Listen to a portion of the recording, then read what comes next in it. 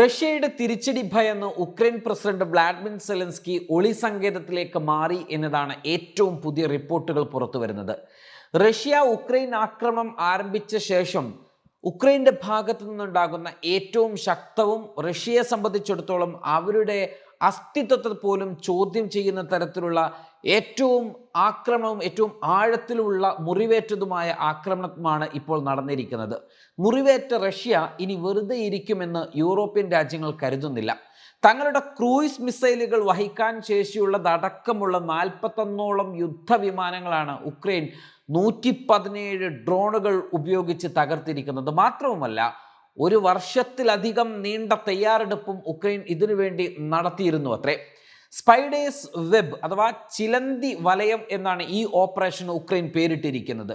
ശത്രു തീവ്രത കുറച്ചു എന്ന സമയം കണ്ടപ്പോൾ പ്രത്യാക്രമണ ഭാവം ഘടിപ്പിച്ച് മാസങ്ങളുടെ മുന്നൊരുക്കങ്ങൾ നടത്തി ഒരേ സമയം 3 ദിക്കുകളിൽ നിന്നായിരുന്നു ഉക്രൈൻ്റെ അതിശക്തമായ ഈ ആക്രമണം. മികച്ച ഓപ്പറേഷനായിരുന്നു. ആക്രമണം റഷ്യക്ക് കാര്യമായ നഷ്ടം തന്നെ വരുത്തിവെച്ചു. ഇത് പൂർണ്ണമായും ന്യായീകരിക്കപ്പെട്ടതും അർഹിക്കുന്നതുമാണ് എന്നാണ് വ്ളാഡിമിർ സെലൻസ്കി പിന്നീട് ഈ ആക്രമണത്തെക്കുറിച്ച് പറയുന്നത്. ഞങ്ങളുടെ ആളുകൾ നിരവധി റഷ്യൻ പ്രദേശങ്ങളിൽ അഥവാ 3 വ്യത്യസ്ത സമയമേഖലകളിലാക്കി പ്രവർത്തിച്ചു. തയ്യാറെടുപ്പിന് 1.5 വർഷത്തിലധികം സമയമെടുത്തു. ആസൂത്രണം, ഓർഗനൈസേഷൻ, എല്ലാ വിശദാംശങ്ങളും കൃത്യമായി ഇവർ നടപ്പിലാക്കി. ഇത് തികച്ചും സവിശേഷമായ ഒരു പ്രവർത്തനമായിരുന്നു എന്ന് ആത്മവിശ്വാസത്തോടെ എനിക്ക് പറയാൻ കഴിയും. മുൻപ് ഞാൻ വ്യക്തമാക്കിയ ഒരു കാര്യം ഫലപ്രാപ്തിയിൽ എത്തുകയും റഷ്യക്കാർക്ക് 40-ലധികം യൂണിറ്റിൻ്റെ തന്ത്രപരമായ വ്യോമയാനങ്ങൾ നഷ്ടപ്പെടുകയും ചെയ്യുമ്പോൾ അത് ശരിക്കും ഞങ്ങൾക്ക് സംതൃപ്തി നൽകുന്നു. ഞങ്ങൾ ഈ ജോലി തുടരുമെന്നും അദ്ദേഹം പറയുകയാണ്. വ്യോമാക്രമണ മുന്നറിയിപ്പുകൾ അവഗണിക്കരുതെന്ന് നമ്മുടെ എല്ലാ ആളുകൾക്കും വളരെ പ്രധാനപ്പെട്ട നിർദ്ദേശം നൽകിയിട്ടുണ്ട്. കഴിഞ്ഞ ദിവസം രാത്രി ഏകദേശം 500 റഷ്യൻ ആക്രമണ ഡ്രോണുകൾ ഞങ്ങൾക്കെതിരെ വന്നു. അവയെല്ലാം ഞങ്ങൾ തകർത്തു. ഓരോ ആഴ്ചയും അവർ ഒരു ആക്രമണത്തിന് ഉപയോഗിക്കുന്ന യൂണിറ്റുകളുടെ എണ്ണം വർദ്ധിപ്പിച്ചുകൊണ്ടിരിക്കുകയാണ്. ഇപ്പോൾ നാവികവാഹകരിൽ നിന്ന് വിക്ഷേപിക്കുന്ന കാലിബർ മിസൈലുകളും അവർ തയ്യാറാക്കിയിട്ടുണ്ട്. ഞങ്ങൾ ആരെയാണ് കൈകാര്യം ചെയ്യുന്നതെന്ന് ഞങ്ങൾക്ക് വളരെ കൃത്യമായിട്ട് അറിയാം. ഞങ്ങൾക്ക് ലഭ്യമായ എല്ലാ മാർഗങ്ങളിലൂടെയും ഉക്രൈനും ഉക്രൈൻ ജനതക്കും ഞങ്ങൾ സ്വയം പ്രതിരോധം തീർക്കുമെന്നും അദ്ദേഹം പറയുകയാണ്. ഒരു നിമിഷം പോലും ഞങ്ങൾ ഈ യുദ്ധം ആഗ്രഹിച്ചിട്ടില്ല. മാർച്ച് 11 മുതൽ പൂർണ്ണമായും നിരുപാധികവുമായ വെടിനിർത്തലിനുള്ള അമേരിക്കയുടെ നിർദ്ദേശം മേശപ്പുറത്തുണ്ടായിരുന്നു. ലോകം മുഴുവനും കൊലപാതകം അവസാനിപ്പിക്കാൻ ആവശ്യപ്പെടുന്ന സാഹചര്യങ്ങളിൽ പോലും യുദ്ധം തുടരാൻ തീരുമാനിച്ചത് റഷ്യയാണ്. അതുകൊണ്ട് തന്നെ ഇനി യുദ്ധം നിർത്തുന്നതും റഷ്യ തന്നെയായിരിക്കുമെന്നും സെലൻസ്കി പറയുകയാണ്. ആക്രമണം നടത്തുന്നതിന് തൊട്ട് മുൻപ് റഷ്യ മറ്റൊരു ആക്രമണത്തിന് തയ്യാറെടുക്കുന്നതായുള്ള ഇന്റലിജൻസ് വിവരവും ഉക്രൈന് ലഭിച്ചിരുന്നു എന്നും അദ്ദേഹം ഇവിടെ വ്യക്തമാക്കുന്നുണ്ട്. ഇതൊക്കെയാണ് ഈ ആക്രമണം സംബന്ധിച്ച് സെലൻസ്കി പറഞ്ഞ കാര്യങ്ങളെങ്കിൽ ഇനി ഇവിടെ നടക്കാനിരുന്ന മറ്റൊരു വളരെ പ്രധാനപ്പെട്ട ഒരു കാര്യമുണ്ട്. നമ്മൾ പറഞ്ഞു ഇനി റഷ്യ ഏത് തരത്തിലായിരിക്കും പ്രതികരിക്കുക, പ്രത്യാക്രമണം നടത്തുക എന്നത് കണ്ടറിയുക തന്നെ വേണമെന്ന് നമ്മൾ പറഞ്ഞു. ഇവിടെ ചൊവ്വാഴ്ച ഇസ്താംബൂളിൽ വെച്ച് റഷ്യയും ഉക്രൈനും തമ്മിലുള്ള ഒരു സമാധാന ചർച്ച നടക്കാനിരിക്കുകയാണെന്നതാണ് ഏറെ വ്യത്യസ്തം. ഇനി റഷ്യയുടെ പ്രത്യാക്രമണത്തിൻ്റെ സമയമായിരിക്കുമെന്ന് അതുകൊണ്ട് തന്നെ യൂറോപ്പിന് വളരെ കൃത്യമായിട്ട് അറിയാം. യൂറോപ്പ് അതീവ ജാഗ്രതയിലാണ്. ഉക്രൈൻ്റെ മാത്രം പദ്ധതികൾ കൊണ്ട് ഇങ്ങനെ ഒരു ആക്രമണം നടക്കില്ല എന്ന് ഏറ്റവും കൃത്യമായിട്ട് അറിയുന്നത് റഷ്യക്ക് തന്നെയാണ്. ഉക്രൈൻ്റെ പിന്നിലെ കറുത്ത കൈകൾ പരതുകയാണ് ഇപ്പോൾ റഷ്യ. മാത്രവുമല്ല, ചൊവ്വാഴ്ച തുർക്കിയിലെ ഇസ്താംബൂളിൽ റഷ്യയും ഉക്രൈനും തമ്മിൽ വെടിനിർത്തൽ ചർച്ചകൾ ആരംഭിക്കാനിരിക്കുകയാണ്. ഉക്രൈൻ്റെ ഭാഗത്തു നിന്നുള്ള ഈ ആക്രമണം എന്നത് ഇനിയൊരു വെടിനിർത്തൽ ചർച്ച സാധ്യമല്ല എന്നത് വളരെ വ്യക്തമാക്കുകയാണ്. ഇനി അതിന് ഒരു സാധ്യതയുമില്ല. ഇനി ഉണ്ടെങ്കിൽ തന്നെ വളരെ കൃത്യമായി ഈ വിഷയം ഉന്നയിച്ചുകൊണ്ട് ഒരു വെടിനിർത്തൽ ചർച്ചകളിലേക്ക് പോകാനും റഷ്യ തയ്യാറുമാവില്ല. ആക്രമണത്തിന് ഉക്രൈനെ സഹായിച്ച രാജ്യങ്ങൾ അത് യൂറോപ്പിൽ നിന്നുള്ളതാണെങ്കിൽ അവർ കടുത്ത നടപടി തന്നെ നേരിടേണ്ടി വരുമെന്ന കാര്യത്തിൽ ഒരു തർക്കവുമില്ല.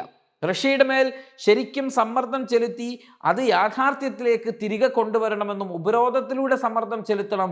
നമ്മുടെ സേനയിൽ നിന്നുള്ള സമ്മർദ്ദം ഒരു ഭാഗത്തുണ്ടാകും, നയതന്ത്രത്തിലൂടെയുള്ള സമ്മർദ്ദം വേറെ ഉണ്ടാകും. ഇതെല്ലാം ഒരുമിച്ച് പ്രവർത്തിക്കണമെന്നുമൊക്കെ സെലൻസ്കി പറയുമ്പോൾ ഇതിൽ നിന്നൊക്കെ മുറിവേറ്റൊരു റഷ്യയുണ്ട്.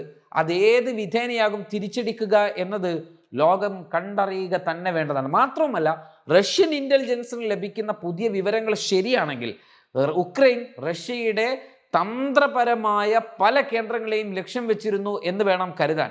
റഷ്യയിലെ മുൻനിരയിൽ നിന്ന് വളരെ അകലെയുള്ള ശത്രു ബോംബർ വിമാനങ്ങളെ നശിപ്പിക്കുക എന്ന ലക്ഷ്യത്തോടെയായിരുന്നു ആക്രമണങ്ങൾ എന്ന് തന്നെ വാർത്താ ഏജൻസിയായ AFP റിപ്പോർട്ട് ചെയ്യുന്നുണ്ട്.